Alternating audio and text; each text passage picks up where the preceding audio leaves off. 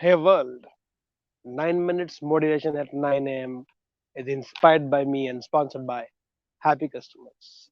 Happy Customers keeps your customers happy.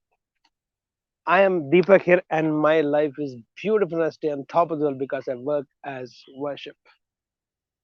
Let's back to all of you from my home, my spiritual home,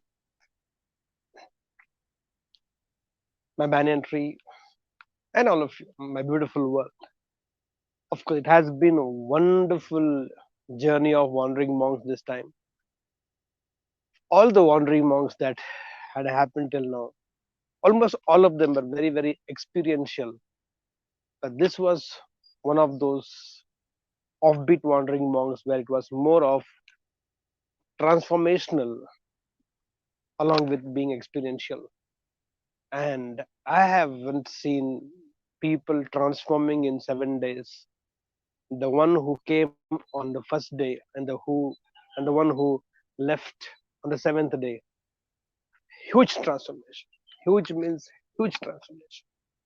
I think very visible transformation, very visible experiences.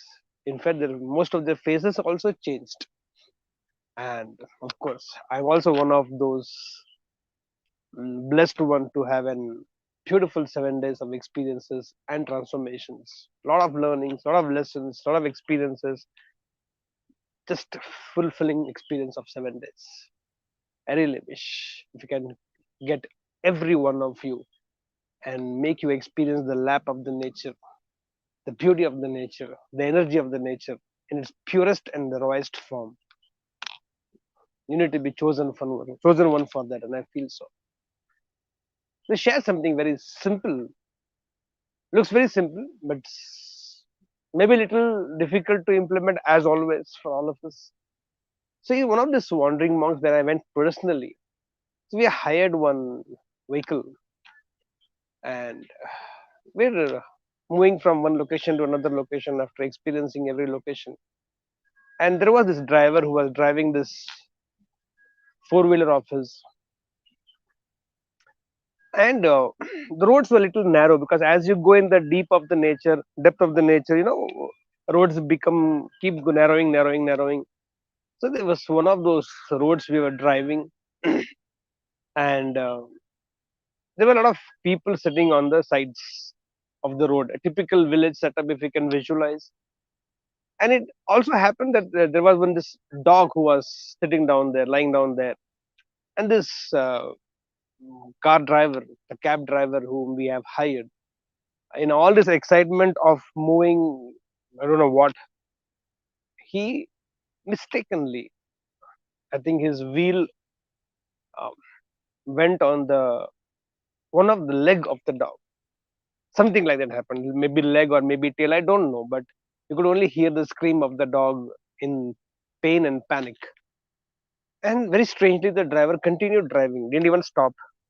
I don't know why I did not maybe muster the courage, or I looked at him. He just looked very insensitive and kept. But for a few minutes, seconds, I kept hearing the dog's pain and panic in his whatever dogs do. A lot of screaming was happening. And he didn't even bother to look back and turn back.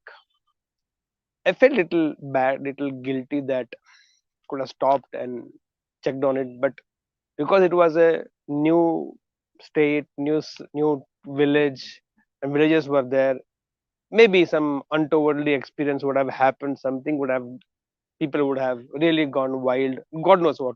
Maybe all those thoughts came and we didn't. He didn't stop, and we continued. Felt a little bad, but it overcame my guilt within some time. It so happened next day that we were again traveling in one of those small village, very small village, and the roads were very small. And it was a, I think, those market time. A lot of rush was there. And as our car was going, this driver was driving. Opposite side, one auto was coming, and those villages have bigger auto, tuk-tuk autos, big autos. It so happened in that whole excitement, I don't know what, in that whole traffic, that auto fellow mistakenly hit the back bumper of the car, and there was a dent in the car. Moment a dent on the car, this guy stopped the car, got on from the car, started shouting at that auto driver. He saw the dent. He was so bad. He was feeling so bad. He was feeling so disappointed, anger, everything could be seen, and he was just helpless because in again a new city, a new town, state, town, that villages were different, and he could not have the courage to throw his tantrums or frustration in terms of fighting or arguing. He got back into the car and he was very sad, disappointed. Next 2 days he was with us, and he didn't smile. He was feeling how how could it happen, and this fellow didn't know how to drive, and he was like very disappointed all over his face. Immediately I had a smile within me, and I looked up to existence and said, what balance you do know? Just one day back, or previous day, this guy drove down on the limb or the tail of the dog and didn't matter to him. And today when his not even his car, that is a lifeless thing, got dented on one of the bumper backside, and he's not able to realize, and he's feeling so bad, so disappointed.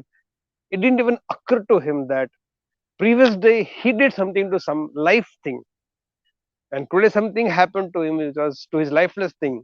He's able to relate, he's able to understand the pain that he's going through for the loss that he's going through, but he's not able to feel the loss of the dog.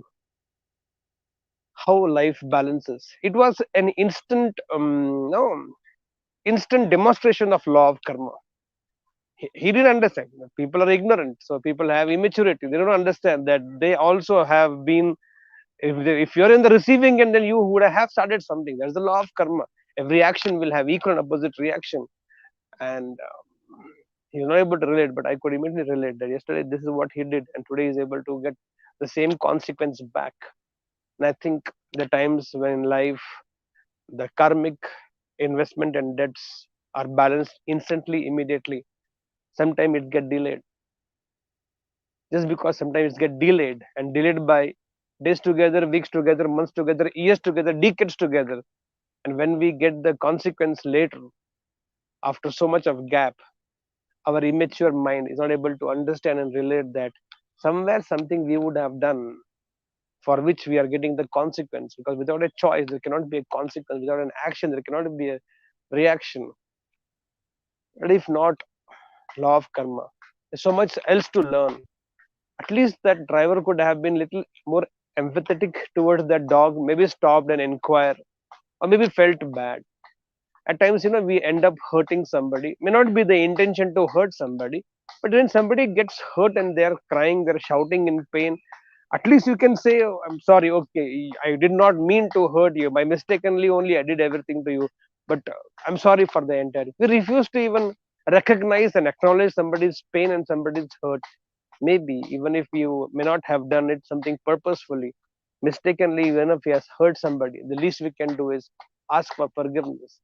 That experience was a very learning experience, reinforcing 100 things onto my mind, saying that at times I know in some action of mine, I end up hurting somebody. I may not have done it intentionally, but when the person says I was hurt because of their action of yours, the least I can do is, and I always do is, okay, I'm sorry, it will not happen again. I will make sure I will be more careful and sensitive towards your feelings next time. And I think even that much can be done. I think with this belief that karma balances itself sooner or later. The least you and me can do is to at least ask for forgiveness, even if we have not done the mistake, but the other person has got hurt because of our action. We at least should ask for forgiveness and stay at it. With this belief, let's start this beautiful day and beautiful week after wandering monks. Here we go together. I believe I can. I believe I am. I believe I can. Guys, go set and grow. Let's go to know.